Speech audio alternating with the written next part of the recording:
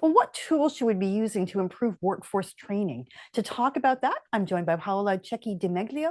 She's a behavioral AI and big data expert, and she's also the author of Building a Thriving Future, Navigating the Metaverse and Multiverse. Paola, thank you so much for being here. Thank you for inviting me. It's such an important topic right now, how we handle this AI integration or disruption and how we train people to handle it. So I want to talk about all of that, but please let's start talking about your background and how you ended up as an expert on this subject. Yeah, so, if you look in the span of life, we want to have a moment in life that is determining one course of action. And so, more than 20 years ago, when I was at Stanford, one of the elements that triggered me to, I would say, work in the field of AI and big data was, unfortunately, at that time, something similar to Siri, being able to catch up my next train to go from San Francisco to Palo Alto was not able to recognize my voice due to my accent. And that was, I will say, the triggering event of going into AI and big data. Interesting. So what kind of work do you do these days when you talk to clients? Yeah, so, I have my work in academia over time have led me to build a company who is now advising Fortune 500 and government and public organization as well related to data and governance. And that expertise as well led me to work with institutions like the UN, the European Union, the Commission. So there is a triangle between big data, AI, leadership, and governance and talent all in together. Interesting. Okay, so AI is coming. It's going to change everything. I've spoken to a lot of people on this podcast and outside of it and asked them, are we doing a good job of preparing workers? Are we training them well? And mostly I'm hearing we're not, but I'm interested to hear your perspective. So I will like here to pause for a moment because AI have been with us, Yeah, for sure. since a very long time. And I think we forgot that, one of the first algorithms that happened was when we receive a mail. And I think back in the 90s, I remember very vividly, why do I get an email, right? So AI have been part of us. The way in which I think overall the labor market have prepared I will say the workforce have been incremental over time. What is happening is in the last 3 years, that acceleration is taking a really deep curve that was not able, that people were not anticipating. And so there is two clash that are happening. The first one is the pace in which people are using it personally, and the gap that we are observing at work and how people are touching, interacting with tools that are required by their employer to upskill them. Because I will say the skill of tomorrow is still not defined fully. When you say upskill, do you think there is a commitment to upskill workers? Like, I know it's a broad Absolutely. question. Yeah. Mhm. Absolutely. I don't know any employer, the main asset of any employer is their talent. The second one is data. And I don't know any CEO or board who do not care about their people, right? At the end of the day, this is the issue that keeps them at night. And so there is a real commitment of many employer to upskill their workforce, to prepare them not just to be working within their organization, but for their next job. And I think that's good leadership. Okay, that's good to know. I know you referenced something called the forgetting curve. Tell us about that. Yeah, so I think every employer have that a challenge of making sure that that the training that they are providing to their workforce is equipping them with the skill that they need to be successful at work. And one of the elements that I think no one will be surprised if I share that, you going to an event or you're looking at a video for learning something. Unfortunately, the brain after that event of learning that new information will forget it. And we are forgetting it not just the day of the training, but even a week after, we barely remember the information. And so if you look at the learning path, how employees need to interact on a regular basis with information to retain it, we as a human have the tendency to forget. And so when you know that, then you can design training and upskill your workforce more efficiently. And I know for you, that means using virtual reality, which, I hear that and think, well, I doesn't necessarily appeal to me, but I didn't spend my teen years as a serious gamer.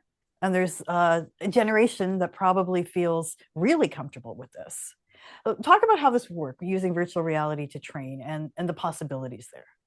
So again, when we talk about virtual reality, I want to make sure that we have a common understanding and also making sure that your audience and the listener understand that we already are interacting with virtual reality. In the market of labor, certainly, but also you as a consumer. So let me just explain what is virtual reality very briefly. There are three terms who are extremely important, which is extended reality, virtual reality, augmented reality, and mixed reality. And extended reality is what I will say it's an umbrella term for virtual reality, augmented reality, and mixed reality.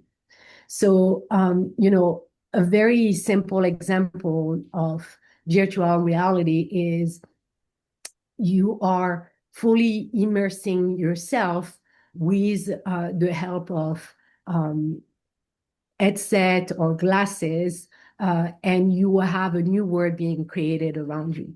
Augmented reality, if you think about taking your phone and you are laying down a piece of furniture, for example, in your house, or when you are a worker looking at some data, that's what we call augmented reality. It's really a juxtaposition of that element. And the mixed reality is really both altogether.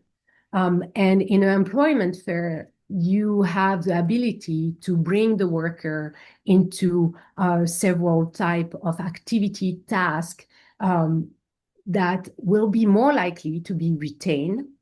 And in case of, ask suddenly a worker to perform a task, more likely to perform that task well under stress. Can you give us some examples of companies that are wading into this and how it's being used? Yeah, absolutely. I will say, if you think about Fortune 1000, there is a good more than 70-80% who are already using extended reality and mixed reality. So one example will be, for example, Boeing and Rolls-Royce on how they are helping their engineer creating engine and reverse engineer via virtual world and training them to assemble all the pieces together. And their study, but also their work in this area have really been extremely important because everything is about being very minutious. And, error rate as an engineer or as a doctor is something extremely important. And, you can save a life, but you can also create an engine who may have endanger many more people. So getting accuracy in the performance of the task, pulling all the pieces together is, I will say, the highest quality that you are aiming to achieve. And by using virtual reality, they have been able to reduce their error rate with a large number of percentile, which is extremely important. Another example will be, for example, Bank of America in the financial industry. And they are not the only one, let me be clear on that.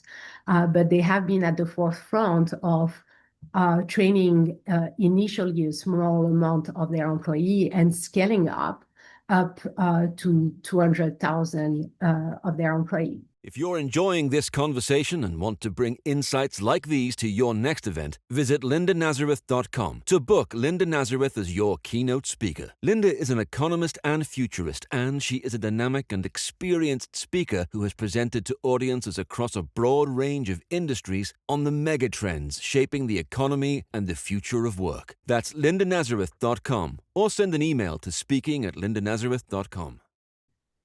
What about smaller organizations? I mean, is this a big investment that you have to make before you can go this route? And actually, this is not. That's oftentimes something that a smaller business worried about. You know, Yes. what is the transaction cost of training an employee? Because it's not just one training, right? It's looking Ongoing. at the Yeah. opportunity over time to buy several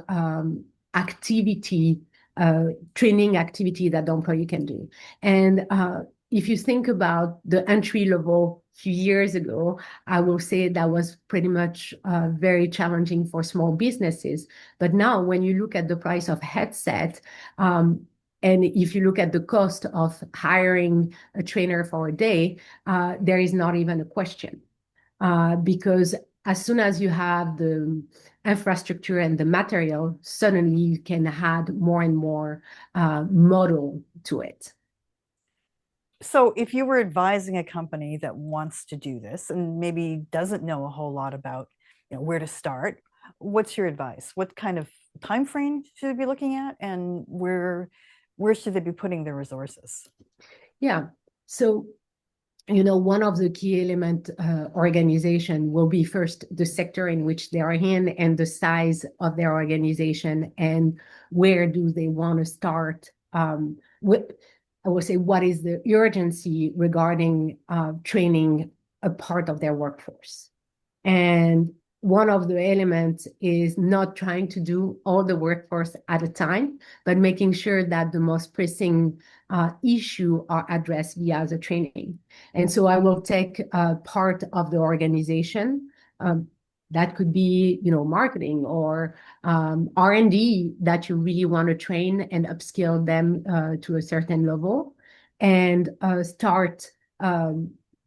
And I'm happy to share after the podcast a few organizations who already have specific training ready for employer to really download right away within their virtual reality, but can also work with organizations at a lower cost to design specific training for their workforce. So I will say there is two parts. The first part is a process. The other part is the information that you want to make sure that you carry within the training. And the third part is the people. Which part of your organization do you want to start with? And scale like that. We have seen, across every industry and sector, that's, I will say, the recipe for success. Interesting. I have to ask you this, Paula, because everyone wants to know this. You're training people, but the question keeps coming back: how many people will hold on to their jobs as we get through this process? And I know everyone's just estimating, but I am asking all my guests from their vantage points where we think we'll be in a few years. Yeah. So, and I think, I think anyone in the labor field is concerned, excited at the same time. Yeah. And I think anyone will like to have the magic ball, right? Like being able to know where we're going to be. I think there are several scenarios that can unfold. Which one are more likely to be will depend, and there is no doubt about that, of various factors that no one can control. One thing that I think, statistically speaking, if we look at where we are today and the pace in which organization and I will say employee are integrating AI, there is a disruption that will happen. How much will be displaced and how much of labor will be created by AI? What is the amount of that net gain is very much unknown. What is said in economy, and in behavioral economy especially, is a gap between 20 and 30%. Mm-hmm. that may be created. So we may not be able to offset fully the job who have been lost. However, I am optimistic, and I think next week during Davos, that will be one of the key conversations, making sure that everyone is brought into that wave of adoption, and the workers are really at the center of the conversation, making sure that no one is left behind with the use of that technology. I think it's really something on the top of mind of everyone. That's good. Since you said you're optimistic, I'm going to leave it there, and we'll leave it on the optimistic note. Thank you so much for talking to me today. Thank you so much for having me. Paola Cecci DiMeglio is the author of Building a Thriving Future, Navigating the Metaverse and the Multiverse. Thanks for listening to Work in the Future. If today's episode sparked ideas for your organization, reach out. I would love to help you shape the future of work at your next event. To discuss your event and book me as a speaker or moderator, please visit lindanazareth.com or email speaking@lindanazareth.com. You can also visit me on Instagram at Linda Nazareth Keynote Speaker and send me a direct message there. If you did like this discussion about the future of work, please remember to subscribe to the podcast. Also, your reviews really help people to find us, so please make sure you take time to leave one wherever you get your podcasts. Thanks so much for listening. And as always, thank you to Stokely Audio for audio production.